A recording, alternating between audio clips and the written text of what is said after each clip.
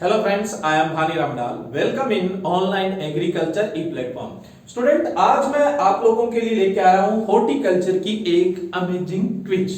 देखो, आज की क्विज में हम वो क्वेश्चन डिस्कस करेंगे जो बार बार कॉम्पिटिटिव एग्जाम में रिपीट होते हैं। अगर आप किसी कॉम्पिटिटिव एग्जाम के प्रीवियस ईयर के पेपर कंसल्ट करते हैं, करना भी चाहिए ना, करते हैं, तो आपको ये सब क्वेश्चन पहले के पेपर में आपको देखने को मिलेंगे। और ये वो क्वेश्चन है जो पॉपुलर है, बार बार रिपीट है। अगर आपने नहीं भी देखे प्रीवियस ईयर के पेपर तो तैयार हो जाइए, इन क्वेश्चन को आप याद रखिए, क्योंकि ये हर एग्जाम में लगभग पूछे ही जाते हैं, मोस्ट इंपॉर्टेंट क्वेश्चन है। तो चलो बात करते हैं हम पहले क्वेश्चन से, फर्स्ट नंबर क्वेश्चन से। तो देखो, फर्स्ट जो अपना क्वेश्चन है वो क्या है, इंपॉर्टेंट क्वेश्चन है। पपेन उत्पादन के लिए सबसे उपयुक्त किस्म है। इंग्लिश में बात करें तो which one is suitable for papain production. पहली बात तो पपेन प्रोड्यूस किससे होता है? पपेन पपीता से निकाला जाता है, पपाया से निकाला जाता है। जो अनमेच्योर फ्रूट होता है उस पे अपने क्या करते हैं, कट लगा देते हैं, उससे दूध या स्ट्रा मिल्की लेटेक्स निकलता है, उसको एकत्रित कलेक्ट कर लिया जाता है, वो ही पपेन होता है। पपेन बहुत सारी इंडस्ट्री में काम में आता है। मेडिसिनल प्रॉपर्टी होती है उसमें। जैसे मैं इंडस्ट्री की बात करूं तो जैसे लेदर को सॉफ्ट करने के काम में लेते हैं, स्विंगम के अंदर काम में लिया जाता है। उसके अलावा जैसे मैं बात करूं, जैसे टूना मछली है तो उसे ऑयल एक्सट्रैक्ट करने के काम में लिया जाता है। जो बियर होती है उसकी क्लियरिफिकेशन में काम में लिया जाता है। बहुत सारी औषधि बनाने के काम में लिया जाता है। ऐसे लंबी लिस्ट मिल जाती है आपको इसके उपयोग की। तो पपेन प्रोडक्शन के लिए सबसे सुटेबल वैरायटी कौन सी है? ए ऑप्शन है आपके पास CO3, बी ऑप्शन है CO7, सी ऑप्शन है CO4, डी ऑप्शन है CO5। पहली बात तो जिन वैरायटियों में CO लग गया वो कोयम्बतूर से विकसित की गई किस्में होती है। तो ये कोयम्बतूर तमिलनाडु से विकसित की गई किस्में। इनमें जो पपेन उत्पादन के लिए सबसे बढ़िया सबसे उपयुक्त किस्म है वो CO5 है, यानी डी ऑप्शन इसका राइट है। कौन सा ऑप्शन राइट है यहाँ पर? डी ऑप्शन राइट है, ठीक है। तो इसका जो राइट आंसर है वो कौन सा होगा यहाँ पर? D option CO5। ध्यान रखना, पपीता में पपेन उत्पादन के लिए, पपाया में पपेन प्रोडक्शन के लिए सबसे सुटेबल वैरायटी तो है CO5। उसके बाद दूसरे नंबर पे अगर अपने बात करें तो दूसरा नाम क्या आएगा? पुस्सा मजेस्टी आएगा। पुस्सा मजेस्टी है, ये भी क्या है, पपेन उत्पादन के लिए बहुत बढ़िया है, बट CO5 के बाद है। मैंने आपको बताया CO किसमें, कोयम्बतूर तमिलनाडु से विकसित की जाती है।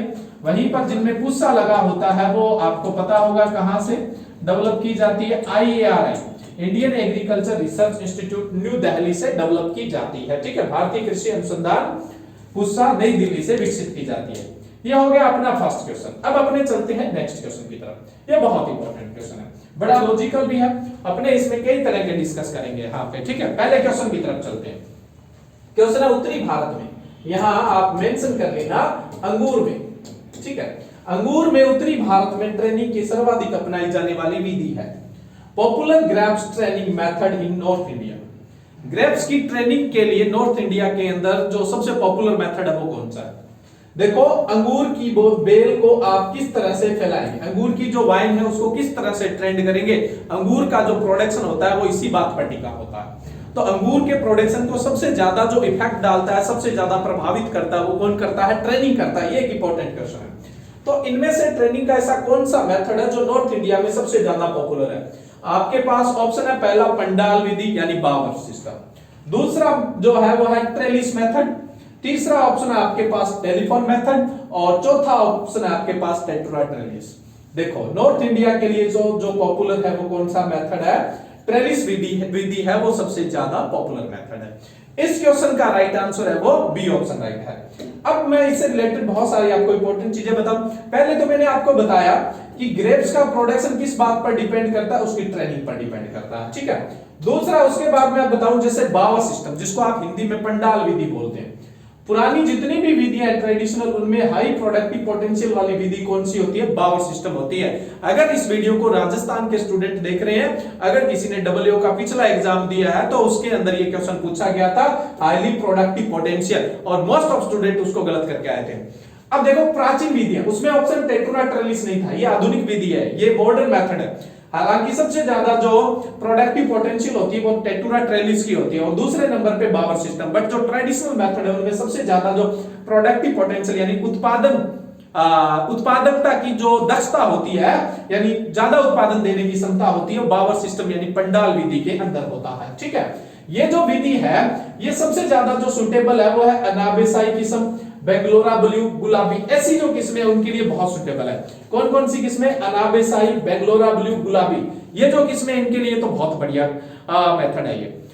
और दक्षिणी भारत में, साउथ इंडिया में सबसे प्रचलित विधि है वो बावर सिस्टम या पंडाल विधि है, ठीक है। लेकिन जो थॉमसन सीडलेट और परलेट जैसी किस्में हैं जिनकी जो फोलिएज है यानी जिनके वानस्पतिक भाग है वो बहुत बड़ा है, साइज बड़े हैं, तो इससे प्रॉपर ट्रेंड होता नहीं है, तो उनके जो उत्पादन है उस पर विपरीत प्रभाव पड़ सकता है। इसलिए ये विधि जो बावर सिस्टम है, थॉमसन सीडलेस परलेट जैसी किस्मों में नहीं अपनाई जाती, बट दक्षिणी भारत में इन किस्मों को छोड़ दे तो सबसे पॉपुलर विधि है और सबसे ज्यादा अपनाई जाती है अनाबेसाई, बेंगलोरा ब्लू और गुलाबी के अंदर सबसे ज्यादा अपनाई जाती है बावर सिस्टम, पंडाल विधि की बात।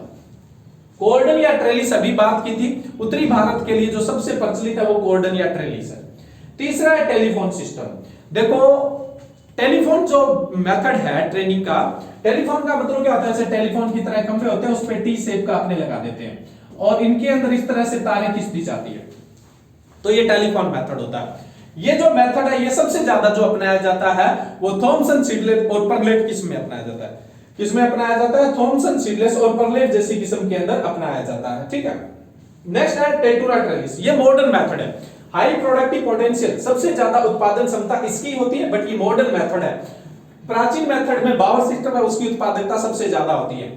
अगर आप टेटुरा ट्रेलिस मेथड काम में लेते हैं तो इसकी कॉस्ट बहुत जाती है, क्योंकि इसके अंदर अपने किस तरह के ढांचे तैयार करते हैं, इस तरह के लोहे के ढांचे तैयार किए जाते हैं, फिर उनको क्या करते हैं इस तरह से वायर से जोड़ दिया जाता है, तो इससे क्या होता है कॉस्ट बहुत ज्यादा आती है। लेकिन इसमें बहुत ज्यादा पौधे लगा सकते हैं प्रति हेक्टर। प्रति हेक्टर आप लगभग 2222 से लेकर 4444 यानी 2200 से 2400 पौधे प्रति हेक्टर लगा सकते हैं। क्वेश्चन आपसे पूछ लिया जाए कि अंगूर की कौन सी विधि को, ट्रेनिंग की कौन सी मेथड को अपने अपनाए जिससे हाई डेंसिटी प्लांटिंग यानी बहुत सघन पौधे लगाए जा सकते हैं, तो वो कौन सा मेथड है? टेटुरा ट्रेलिस मेथड है, वो सबसे ज्यादा इंपॉर्टेंट है, ठीक है। उसके अलावा आप इसका स्क्रीनशॉट ले सकते हैं, इनकी जो इंपॉर्टेंस है वो और भी ज्यादा देख सकते हैं। अभी तो मैं तो ऑब्जेक्टिव क्वेश्चन के हिसाब से बता रहा हूं, जो आपके एग्जाम में क्वेश्चन पूछे जा सकते हैं उसके हिसाब से बता रहा हूं। और ज्यादा इनकी स्पेशलिटी देखनी है तो आप इनका स्क्रीनशॉट लेके आप इनको रीड कर सकते हैं। नेक्स्ट अपने चले आगे। देखो नेक्स्ट मैं थोड़ा सा आपको इंफॉर्मेशन दे देता हूं। अगर आप एग्रीकल्चर के स्टूडेंट हैं और किसी भी कॉम्पिटिटिव एग्जाम की तैयारी कर रहे हैं, इवन आप बीएससी में हैं, तो आप ऑनलाइन एग्रीकल्चर की जो वेबसाइट है www.onlineagriculture.org या फिर आप गूगल प्ले स्टोर से ऑनलाइन एग्रीकल्चर ऐप डाउनलोड करें और उसमें आपके एग्रीकल्चर से रिलेटेड जो सभी कोर्सेज हैं, नोट्स है वो दिए हुए हैं। आप आज ही इसको विजिट करके और अपनी तैयारी को बहुत बेहतर बना सकते हैं, ठीक है। तो आज ही आप विजिट करिए www.onlineagriculture.org या फिर आप मोबाइल यूजर है तो आप अपने गूगल प्ले स्टोर से ऑनलाइन एग्रीकल्चर ऐप है उसको डाउनलोड कीजिए। जितने भी कॉम्पिटिटिव एग्जाम है आपके एग्रीकल्चर के, उन सब की आप तैयारी घर बैठे ही कर सकते हैं, ठीक है। तो आज ही विजिट करिए, आपके लिए ये बहुत ही हेल्पफुल रहने वाली है और आपकी सफलता में हम थोड़ा बहुत योगदान दे सकते हैं आपको ऑनलाइन स्टडी करवा के। नेक्स्ट अपने थर्ड नंबर क्वेश्चन की तरफ चले तो देखो अपना थर्ड नंबर क्वेश्चन क्या है? बेर में प्रूनिंग का उपयुक्त समय होता है। प्रूनिंग मेथड ऑफ बेरीज, बेर में प्रूनिंग का टाइम क्या होता है? देखो वैसे तो मैं बात करूं, बेर की जो हार्वेस्टिंग है वो दिसंबर से स्टार्ट हो जाती है और मार्च तक चलती रहती है, कैसे? साउथ इंडिया में सर्दी इतनी पड़ती नहीं है, इस वजह से जो फ्रूट है वो दिसंबर में ही हार्वेस्ट होना स्टार्ट हो जाते हैं। जैसे जैसे नॉर्थ इंडिया की तरफ आते हैं तो मार्च तक हार्वेस्टिंग चलती जाती है, क्योंकि ठंड पड़ती है, इस वजह से फ्रूटिंग है वो लेट देखने को मिलती है। इवन कुछ एरिया में तो ये फ्रूटिंग है वो अप्रैल तक भी जा सकती है, बहुत कम है वो जा सकती है, बट मोस्ट ऑफ है वो मार्च तक ही जाती है। तो अब जो प्रूनिंग का जो टाइम है वो भी वेरियस हो सकता है, अलग अलग हो सकता है, बट ऑन एन एवरेज अगर आपसे प्रूनिंग का टाइम पूछ ले, ये क्वेश्चन बहुत बार पूछा जाता है, ऑन एन एवरेज प्रूनिंग का टाइम पूछ ले तो आप क्या बताएंगे? ऑप्शन है आपके पास मिड मार्च से मिड अप्रैल, बी ऑप्शन है आपका फेब से मार्च, सी ऑप्शन है मिड अप्रैल से मिड मई और डी ऑप्शन है सितंबर टू अक्टूबर। आपको पता हो जितने भी फल वृक्ष है इन सब में प्रूनिंग है वो कब की जाती है? जब वो डोरमेंसी में होते हैं, डोरमेंसी में तो अब शीतोष्ण जलवायु वाले टेम्परेट पौधे होते हैं, वही होते हैं। तो ये डोरमेंसी से निकलने वाले होते हैं, उससे जस्ट पहले अपने क्या करते हैं, प्रूनिंग करते हैं, यानी फरवरी मार्च में करते हैं। बाकी जो एवरग्रीन प्लांट है, सदाबहारी है, सदाबहारी फल वृक्ष है, उनमें हमेशा जो प्रूनिंग होती है वो फलन के जस्ट बाद करते हैं, फलन के जस्ट बाद। शीतोष्ण जलवायु वाले, टेम्परेट वाले सर्दियों में डोरमेंसी में, सुसुप्त अवस्था में चले जाते हैं, इसलिए उनमें प्रूनिंग कब की जाती है, उनमें तो फरवरी मार्च में की जाती है, ठीक है। मार्च ही मान लो सबसे सुटेबल टाइम होता है प्रूनिंग के लिए, क्योंकि उसके बाद वो डोरमेंसी से निकलने वाले होते हैं। बट जो एवरग्रीन होते हैं, जो मंथ है वो फरवरी मार्च ही मानना है, ठीक है। और जो एवरग्रीन होते हैं, सदाबहारी होते हैं, उनमें जब फलन खत्म हो जाता है उसके बाद अपने प्रूनिंग करते हैं। तो बेर में कब प्रूनिंग करेंगे, ऑप्शन क्या है, मिड मार्च टू मिड अप्रैल, यानी मध्य मार्च से मध्य अप्रैल, फरवरी से मार्च, सी ऑप्शन है मिड अप्रैल से मिड मई, और डी ऑप्शन है सितंबर टू अक्टूबर। मैंने बताया मार्च तक तो फ्रूटिंग ही देखने को मिल जाती है, तो अपने जो प्रूनिंग करेंगे वो मिड अप्रैल से मिड मई में करते हैं। राइट ऑप्शन है वो कौन सा ऑप्शन राइट होगा, यहाँ पर सी ऑप्शन राइट होगा। बहुत ही इंपॉर्टेंट क्वेश्चन है, बहुत बार पूछा जाता है ये, तो इस क्वेश्चन का राइट आंसर होगा सी ऑप्शन राइट होगा। ये हो गए अपने 3 क्वेश्चन। नेक्स्ट अपने चलते हैं 4th नंबर क्वेश्चन। ये तो बड़ा कंफ्यूजन वाला क्वेश्चन है। देखो, गुलाब में प्रूनिंग के लिए उपयुक्त समय है, प्रूनिंग टाइम ऑफ रोजेस। अब रोज में भी ऐसा होता है, अपने साउथ इंडिया की तरफ चले, ठंड इतनी पड़ती नहीं है, तो जाहिर सी बात है वहां डोरमेंसी आती नहीं है, इस वजह से वहां फ्लावरिंग जल्दी स्टार्ट होती है, तो प्रूनिंग भी जल्दी करनी पड़ती है। बट नॉर्थ इंडिया की तरफ अगर रोज लगाते हैं तो वहां तो वो डोरमेंसी में जाएगा, तो फ्लावरिंग लेट आती है, तो प्रूनिंग भी अपने क्या करेंगे, लेट ही स्टार्ट करेंगे। जनरली अपने फ्लावरिंग आने से 60 से 65 दिन पहले क्या करते हैं, प्रूनिंग करते हैं। फ्लावरिंग स्टार्ट होने के 62-65 डेज पहले अपने क्या करते हैं, प्रूनिंग स्टार्ट करते हैं। बट यहां कुछ ऐसा मेंशन नहीं किया, एरिया कुछ मेंशन किया और नहीं होता, और एग्जाम में बहुत बार क्वेश्चन आता है, ठीक है। एक चीज तो आपको ध्यान रखना है, फ्लावरिंग के 60-65 डेज पहले अपने क्या करेंगे, प्रूनिंग करेंगे, फ्लावरिंग जब स्टार्ट होने वाली होती है। तो अब अपने बताओ प्रूनिंग के लिए सुटेबल टाइम क्या होगा। ए ऑप्शन है आपके लिए अक्टूबर टू दिसंबर, बी ऑप्शन है फेब टू मार्च, सी ऑप्शन है जून टू जुलाई, और डी ऑप्शन है सितंबर टू अक्टूबर। तो देखो, फ्लावरिंग होती कब नहीं, जब डोरमेंसी में होता है या विंटर अपने पीक पे होता है, ठंड अपने पीक पे होती है। तो उस अब फ्लावरिंग होने स्टार्ट कब होती है, फरवरी मार्च में फ्लावरिंग स्टार्ट होनी शुरू होती है, जहां ठंड पड़ती है। जहां ठंड नहीं पड़ती वहां थोड़ी जल्दी फ्लावरिंग स्टार्ट हो जाती है। तो प्रूनिंग के लिए जो सबसे सुटेबल टाइम होता है वो अक्टूबर टू दिसंबर होता है। ए ऑप्शन राइट है, यानी रोज में जो प्रूनिंग के लिए सुटेबल टाइम होता है वो कौन सा होता है, अक्टूबर टू दिसंबर होता है। ए ऑप्शन आपका यहां पर राइट होगा। बहुत इंपॉर्टेंट क्वेश्चन है ये, ठीक है। ए ऑप्शन आपका यहां पर राइट है, ठीक है। 4 क्वेश्चन हो गए। नेक्स्ट अपने 5th नंबर क्वेश्चन की तरफ चले। ये भी इंपॉर्टेंट क्वेश्चन है, बार बार रिपीट होने वाले, जाहिर सी बात है इंपॉर्टेंट क्वेश्चन का डिस्कस कर रहे हैं अपने यहाँ पे। पुष्पा मेघदूत किस्म है, Pushpa Meghdoot is variety of, यहां पर पूछा गया पुष्पा मेघदूत वैरायटी किसकी है। ए ऑप्शन है टोमेटो, बी ऑप्शन है लौकी यानी बोटल गार्ड, सी ऑप्शन है बैंगन यानी ब्रिंजल या फिर एग प्लांट भी बोल देते हैं, और डी ऑप्शन है मिर्च चिल्ली। तो पुष्पा मेघदूत किसकी वैरायटी है, देखो पुष्पा मेघदूत है वो लौकी बोटल गार्ड की वैरायटी है। ये वैरायटी इतनी इंपॉर्टेंट क्यों है, क्योंकि वेजिटेबल्स के अंदर फर्स्ट हाइब्रिड है, वेजिटेबल के अंदर फर्स्ट हाइब्रिड है, 1972 में डेवलप की गई थी। सब्जियों का जो पहली हाइब्रिड किस्म है, पूरी सब्जियों में सबसे पहली हाइब्रिड संकर किस्म है, वो कौन सी है, पुष्पा मेघदूत। और दूसरी जो किस्म है वो 1974 में डेवलप की गई थी, वो कौन सी थी, कर्नाटक। स्टेट का नाम नहीं लिख रहा हूं, या वैरायटी का नाम ही कर्नाटक है। सब्जियों में पहली हाइब्रिड तो कौन सी है, पुष्पा मेघदूत 1972 में डेवलप की गई थी। और सब्जियों में दूसरा हाइब्रिड जो है, भारत के अंदर बात कर रहा हूं, इंडिया के अंदर सेकंड जो हाइब्रिड है वो टोमेटो का कर्नाटक है, यानी टमाटर की कर्नाटक किस्म है, इसलिए इंपॉर्टेंट क्वेश्चन है ये, ठीक है। तो इसको भी ध्यान रखिए यहाँ पे। नेक्स्ट अपने 5th नंबर क्वेश्चन की तरफ चलते हैं। देखो 5th नंबर क्वेश्चन क्या है, किन्नू का संकरण है, क्रॉस ऑफ किन्नू। वैसे तो किन्नू को अपने क्या मानते हैं, एक मैंड्रिन की वैरायटी मानते हैं, बट एक्चुअल में इसको मैन मेड फ्रूट किया जाता है, मैन मेड फ्रूट कहा जाता है, मानव निर्मित फल कहा जाता है। एक तो जो आप स्ट्रॉबेरी खाते हैं उसको, और दूसरा ये जो किन्नू है इनको मानव निर्मित फल कहा जाता है, क्योंकि ये जो तैयार किए गए हैं ये क्रॉस से तैयार किए गए हैं। और ये तैयार किए किसने थे, किसी ह्यूमंस के द्वारा, किसी मानव द्वारा तैयार किए गए हैं, नेचर में ये नहीं थे। तो यहाँ किन्नू का क्रॉस पूछा है, पहला क्रॉस लिखा हुआ है सिट्रस नोबिलस इंटू सिट्रस डिलिकोसा, डिलीशियस लिखा है, डिलिकोसा होता है, ठीक है। दूसरा ऑप्शन है Citrus deliciosa, Citrus deliciosa into Citrus nobilis. C option है Citrus limon into Citrus deliciosa. D option है Citrus aurantifolia into Citrus deliciosa. देखो किन्नू का जो क्रॉस है वो है king into willow leaf, king into willow leaf, king into willow leaf के cross से तैयार किया गया है किन्नू जो है, मानव निर्मित फल है। किंग है इसका बोटेनिकल नेम है सिट्रस नोबिलस और विलो लीफ है इसका बोटेनिकल नेम है सिट्रस डिलिकोसा। तो ए ऑप्शन राइट है यहां पे। थोड़ा सा मैं आपको और डिटेल बता देता हूं, यहां पर ए ऑप्शन राइट है, बट अपने थोड़ा सा और डिटेल में चलते हैं तो कुछ अपने को और जानकारी मिलेगी ना। देखो जो अपने किन्नू है ये मानव निर्मित फल है। क्रॉस क्या है, सिट्रस नोबिलस इंटू सिट्रस डिलिकोसा, इन दोनों के क्रॉस से तैयार किया गया है ना। जैसा कि पिछले क्वेश्चन में अपना कौन सा ऑप्शन राइट था, ए ऑप्शन में ऐसा दिया हुआ था। तो क्रॉस अच्छे से पढ़ लीजिए, इंग्लिश में लिखा मैंने citrus नोबिलस into Citrus deliciosa. Citrus नोबिलस को आप कॉमन नेम के हिसाब से क्या बोलते हैं, किंग, और सिट्रस डिलिकोसा को क्या बोलते हैं, विलो लीफ बोलते हैं। इन दोनों के क्रॉस से तैयार किया गया है।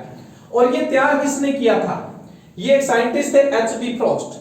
एच.बी. फ्रॉस्ट साइंटिस्ट थे जिन्होंने यूएसए में 1935 में तैयार किया गया था, तैयार किया था। आपसे पूछ ले किन्नू किसने तैयार किया था, यानी किन्नू का क्रॉस किसने करवाया था, तो एच.बी. फ्रॉस्ट ने 1935 में यूएसए में करवाया था। यूएसए में इसको डेवलप किया गया था। और ये किन्नू और स्ट्रॉबेरी दोनों को ही मैन मेड फ्रूट कहते हैं, मानव निर्मित फल कहा जाता है, ठीक है।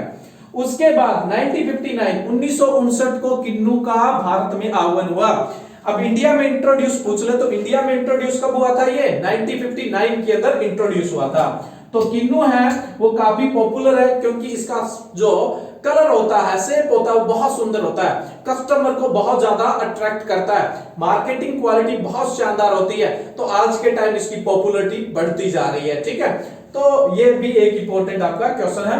नेक्स्ट अपने बात करें 7 नंबर क्वेश्चन। ये क्वेश्चन तो आप सबने देखा होगा, चाहे आप किसी स्तर में एग्रीकल्चर की तैयारी कर रहे हैं। प्याज की खरीफ के लिए उपयुक्त किस्म कौन सी है, suitable variety of onion for rabi season cultivation. अब देख, सॉरी रबी लिख दिया ना, यहाँ खरीफ लिखना था, सॉरी खरीफ। देखो suitable variety of onion for kharif season cultivation, kharif season cultivation, kharif season में खेती करने के लिए सुटेबल वेराइटी कौन सी है, प्याज की खरीफ के लिए उपयुक्त किस्म कौन सी है। ऑप्शन है ए N53, बी ऑप्शन है, ए ऑप्शन है N53, बी ऑप्शन है अर्का कल्याण, सी ऑप्शन है अर्का प्रगति, डी ऑप्शन है ऑल ऑफ दीज। एक बार अपने हिसाब से उत्तर दे दीजिए, आप एक बार अपने हिसाब से आंसर दे दीजिए, फिर मैं आंसर देता हूं, फिर आप चेक करना आपका आंसर सही है या गलत है। बहुत बार क्वेश्चन कोई कहीं से भी किसी भी इंस्टीट्यूट से आप तैयारी करते हैं तो या अनियन की क्रॉप आपको कोई भी करवा रहा है तो यहां पे N53 का तो बहुत ज्यादा जिक्र होता है। क्यों, क्योंकि ये खरीफ सीजन की बहुत पॉपुलर वेराइटी है। अनियन जो प्याज है मेनली कौन सी सीजन का है, रबी सीजन का है, बट खरीफ सीजन के लिए लगाने के लिए सबसे सुटेबल वेराइटी कौन सी है, तो N53 तो आप पढ़ते ही पढ़ते हैं। N53 तो खरीफ की है, बट अर्का कल्याण और अर्का प्रगति भी खरीफ सीजन के लिए सुटेबल है। तो इसका जो राइट आंसर आएगा वो डी ऑप्शन राइट आएगा।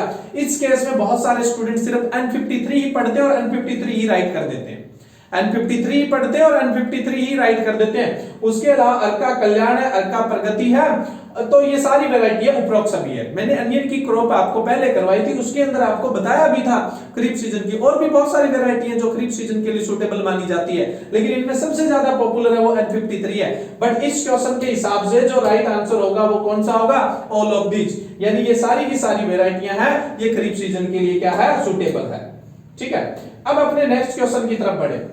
नेक्स्ट क्वेश्चन ये बहुत सिंपल क्वेश्चन है, ये बहुत सिंपल क्वेश्चन है, लेकिन बहुत सारे एग्जाम में देखने को मिलता है। अगर ऐसा देखने को मिलता है तो आप एग्री करते होंगे इस बात को। आम की रत्ना किस्म का संकरण है, cross of Ratna variety of mango. Ratna variety है उसका क्रॉस क्या है, पहला ऑप्शन है दशहरी इंटू नीलम, दूसरा ऑप्शन है नीलम इंटू दशहरी, तीसरा ऑप्शन है नीलम इंटू अल्फांजो, और चौथा जो ऑप्शन है वो है Alphonso into sorry Alphonso into Neelam. तो इन चारों में से राइट जो आंसर है वो कौन सा है? देखिए पहला जो ऑप्शन है दशहरी इंटू नीलम, ये है दशहरी इंटू नीलम, इससे बनती है ए वेराइटी यानी आम्रपाली। तो ये तो आम्रपाली का क्रॉस है पहला जो, और इसको याद रखने का तरीका क्या है? डी इंटू एन बराबर ए, डीएनए। ठीक है, तो ये किसका क्रॉस है? आम्रपाली का। और आम्रपाली का जस्ट उल्टा जो क्रॉस है वो किसका है? मल्लिका का। आम्रपाली का जस्ट रेसिप्रोकल क्रॉस है वो किसका क्रॉस है? मल्लिका का। ये दूसरा है वो मल्लिका का क्रॉस है। आम्रपाली की विशेषता बता दूं आपको, आम्रपाली बोनी किस्म है। सामान्यतः आम के पौधरोपण करते समय दूरी रखते हैं 10 into 10 metre, line to line distance 10 metre और प्लांट टू प्लांट डिस्टेंस भी 10 मीटर। अगर इस हिसाब से आम लगाते हैं तो 1 हेक्टर में 100 पौधे लगते हैं, सॉरी 100 कितने पौधे लगेंगे? 100 पौधे। बट जब अपने आम्रपाली की बात करें तो ये डार्क वैरायटी है, बोनी किस्म है, तो इस केस में अपने प्लांटिंग डिस्टेंस क्या रखते हैं? 2.5 इंटू 2.5 रखते हैं। और इस केस में 1 हेक्टर में 1600 पौधे लगते हैं। कितने प्लांट लग जाते हैं? 1600। इंपॉर्टेंट क्वेश्चन है ये। आम्रपाली के 1 हेक्टर में 1600 पौधे रखते हैं। ये एक ड्वार्फ वैरायटी बोनी किस्म है, इसमें प्लांटिंग डिस्टेंस 2.5 इंटू 2.5 रखते हैं। आम की सबसे पहली बोनी किस्म है। आजकल तो एक और पॉपुलर होगी, आपको पता हो तो, सदाबहार किस्म है, वो भी आम की एक बोनी किस्म है। उसको भी अपने हाई डेंसिटी प्लांटिंग के रूप में लगा सकते हैं, यानी ज्यादा सघनता के रूप में लगा सकते हैं। साल में 3 बार फलन भी देती है जो सदाबहार है वो। ठीक है, साल में 3 बार आम खाने को मिलता है। गृह वाटिका के लिए दोनों ही सुटेबल है। आम्रपाली और सदाबहार है, ये किचन गार्डनिंग के लिए बहुत सुटेबल है, क्योंकि ये क्या है? छोटे साइज की है। सघन बागवानी के लिए यानी डेंस प्लांटिंग के लिए भी क्या है? सुटेबल है। दूसरा जो क्रॉस बताया था वो मैंने आपको किसका बताया? मल्लिका का। और मल्लिका देखो, मल्लिका जो है उसकी खास बात है, इसमें विटामिन ए कंटेंट आम की किस्मों में सबसे ज्यादा होता है। याद रख लेना, मल्लिका इतनी सुंदर क्यों है? क्योंकि विटामिन ए बहुत खाती है। मल्लिका सेरावस से याद रख लेना। तो मल्लिका है उसमें विटामिन ए कंटेंट सबसे ज्यादा होता है, ये मल्लिका का क्रॉस है। और ये जो तीसरा क्रॉस है रत्ना के लिए जो क्रॉस है वो है नीलम इंटू अल्फांजो। तो रत्ना का क्रॉस याद रखना है तो आरएनए याद रख लीजिए। रत्ना का क्रॉस याद रखना है तो आरएनए याद रख लीजिए। और ये रत्ना, इसका क्रॉस जो पूछा गया है वो सी ऑप्शन राइट है। इस क्वेश्चन का राइट आंसर है सी ऑप्शन। नीलम इंटू अल्फांजो है वो ही रत्ना का क्रॉस है। और रत्ना की खास बात क्या है? जो आम के अंदर स्पॉन्जी टिश्यू होता है, यानी आंतरिक उत्तक होता है, उसके लिए ये क्या होती है? मुक्त होती है उससे। इसमें स्पॉन्जी टिश्यू नहीं होता है। अल्फांजो में बहुत ज्यादा होता है। अल्फांजो है वो निर्यात के लिए सबसे बढ़िया है, दिखने में बहुत सुंदर है, बट उसमें स्पॉन्जी टिश्यू की प्रॉब्लम है। बट रत्ना एक ऐसी किस्म है जिसके अंदर स्पॉन्जी टिश्यू नहीं होता है। रत्ना अकेली नहीं, और भी है, अर्का करके जितनी भी किस्में, अर्का पुनीत है, अर्का नीलकिरण, इन किस्मों में भी नहीं होता स्पॉन्जी टिश्यू, इनमें भी स्पॉन्जी टिश्यू नहीं होता। बट रत्ना है इसमें भी स्पॉन्जी टिश्यू नहीं होता। ये रत्ना है वो स्पॉन्जी टिश्यू से मुक्त वैरायटी है। ये इसकी इंपॉर्टेंट चीजें भी मैंने आपको यहां पर बता दी है। बहुत आसान क्वेश्चन है बट बहुत एग्जाम में पूछा गया है।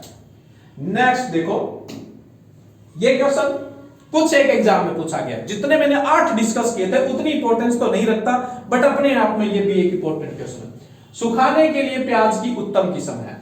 Which variety is suitable for drawing in onion. देखो प्याज के अंदर अपने प्रोसेसिंग में, अनियन और गार्लिक दोनों में, प्याज और लहसुन में अपने ड्राई कराते हैं। ड्राई कराने के बाद प्याज और लहसुन का पाउडर बनाते हैं, पेस्ट बनाते हैं। तो सुखाने के लिए अनियन की कौन सी वेराइटी बढ़िया है? ऑप्शन आपके लिए दिया हुआ है उदयपुर 101, दूसरा है उदयपुर 102, तीसरा है उदयपुर 103 और चौथा ऑप्शन है अर्का लालिमा। फर्स्ट उदयपुर 101, बी ऑप्शन है उदयपुर 102, सी ऑप्शन है उदयपुर 103 और अर्का लालिमा। पहली बात तो अनियन में, प्याज में ड्राइंग के लिए, सुखाने के लिए व्हाइट कलर की वैरायटी प्रेफर की जाती है, यानी सफेद रंग की किस्मों को प्रेफर किया जाता है। तो ये पहले वाली भी लाल रंग की है, तीसरे वाली भी लाल रंग की और चौथे वाली भी लाल रंग की है। सफेद रंग की कौन सी है, उदयपुर 102 है। तो इनमें से ड्राइंग के लिए सबसे सुटेबल कौन है, सिर्फ इनमें से बात हो रही है यहाँ पे।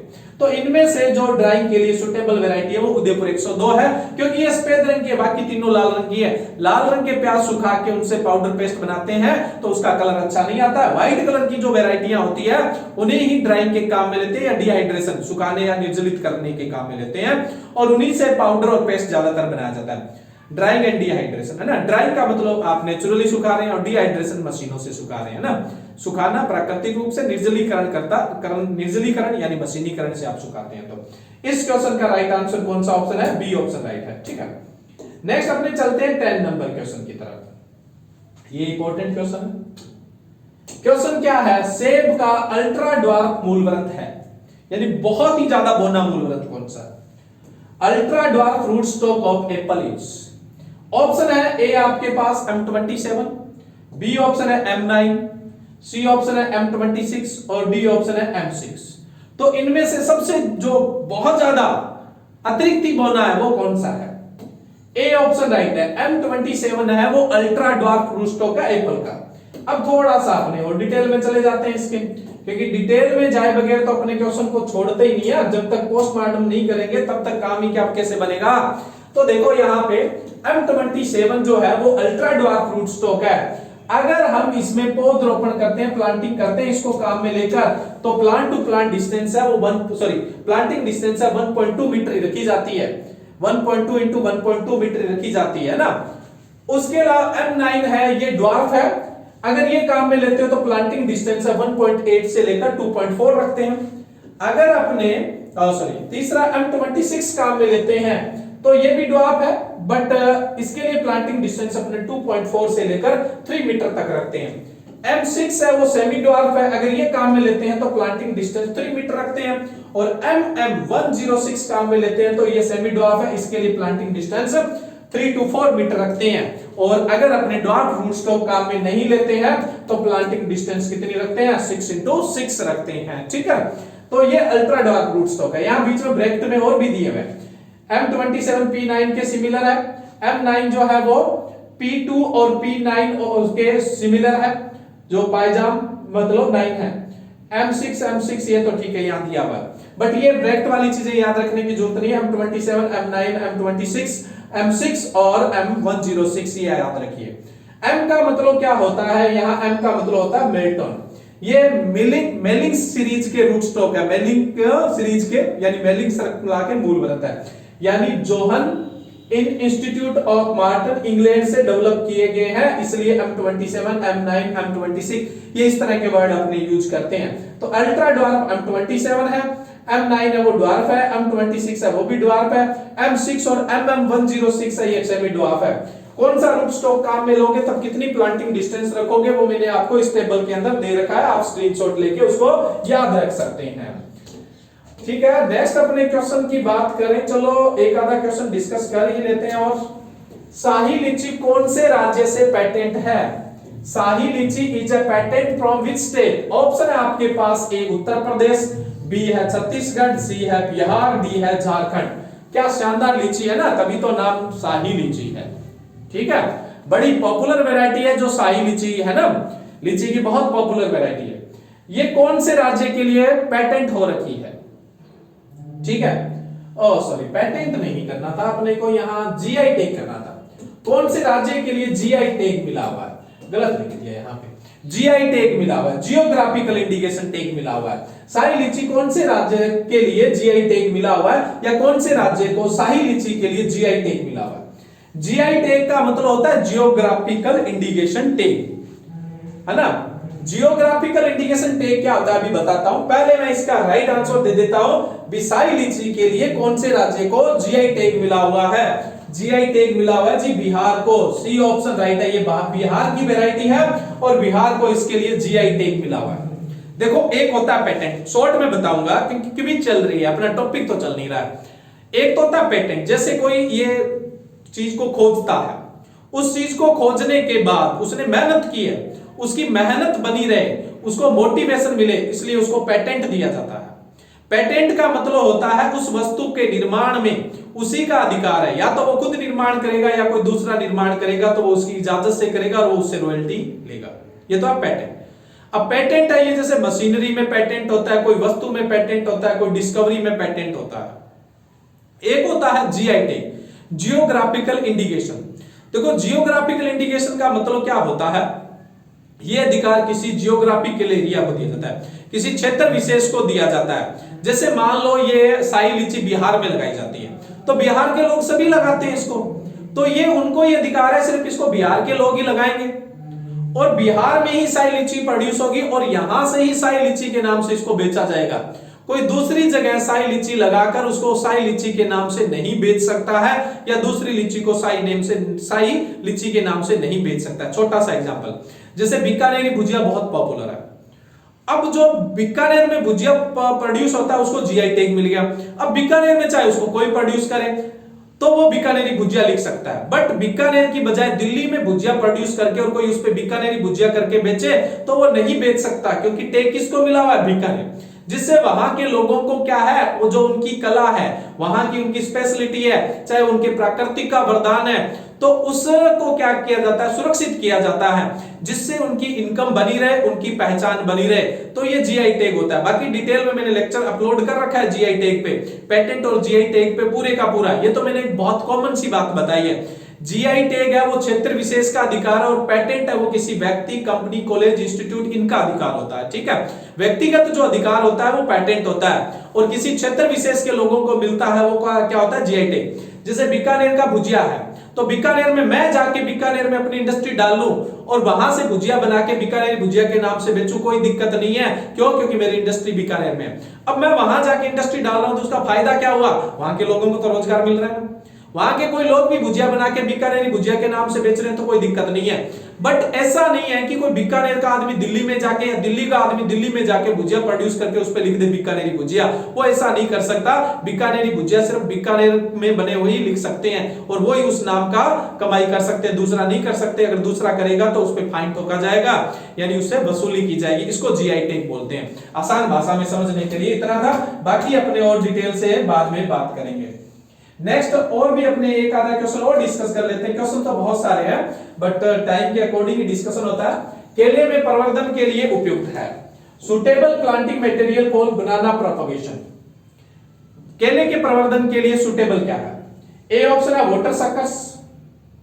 वाटर सकर्स का मतलब होता है चौड़ी पत्ती वाले सकर्स। बी ऑप्शन है स्वाड सकर्स, पतली पत्ती वाले सकर्स। सी ऑप्शन है ऑफशूट और डी ऑप्शन है ऑल ऑफ दिस। देखो पहली बात, तो बनाना में जो प्रोपोगेशन होता है वो शक्कर से होता है। ठीक है, शक्कर से, हिंदी में ऊपरी भूस्तारी बोलते हैं। ये देखो यहाँ पे दो दे रखी है मैंने। हाँ, ये पतली पत्ती वाला शक्कर है, इसको अपने स्वाड शक्कर बोलते हैं। ये चौड़ी पत्ती का शक्कर है, इसको वाटर शक्कर बोलते हैं। केले में दो तरह के शक्कर आते हैं और शक्कर से ही प्रोपोगेशन होता है। बट चौड़ी पत्ती वाला अगर लगाते हैं तो उससे अच्छा अपने प्रोडक्शन नहीं होता है, क्वालिटी अच्छी नहीं होती है। वाटर शक्कर नहीं बढ़िया, तो कौन सा बढ़िया होता है? स्वाड शक्कर होता है, वो बनाना के प्रोपोगेशन के लिए यानी केले के प्रवर्धन के लिए बढ़िया होता है। तो अब इस क्वेश्चन का राइट आंसर आपको पता लग ही गया होगा। पतली पत्ती वाला शक्कर होता है उसको स्वाड शक्कर बोलते हैं, तलवार की तरह पतला ना, इसीलिए स्वाड नाम दे दिया। तो स्वाड शक्कर है वो उपयुक्त होता है, बी ऑप्शन राइट है। ठीक है, और केले के प्रवर्धन के लिए जो शक्कर का उपयुक्त वजन होना चाहिए वो कितना होना चाहिए? 750 ग्राम होना चाहिए। कितना होना चाहिए? 750 ग्राम होना चाहिए। ठीक है, तो ये यहां पर आज हमने कुछ इंपॉर्टेंट क्वेश्चन का डिस्कस किया है, और जो बाकी क्वेश्चन है उनका डिस्कस अपने नेक्स्ट क्विज के अंदर करेंगे। उम्मीद है आपको ये क्वेश्चन बहुत बढ़िया लगे होंगे। बढ़िया लगे होंगे तो आपको क्या करना चाहिए? लाइक करना चाहिए, शेयर करना चाहिए, वो आप पर निर्भर है। ठीक है, थैंक यू।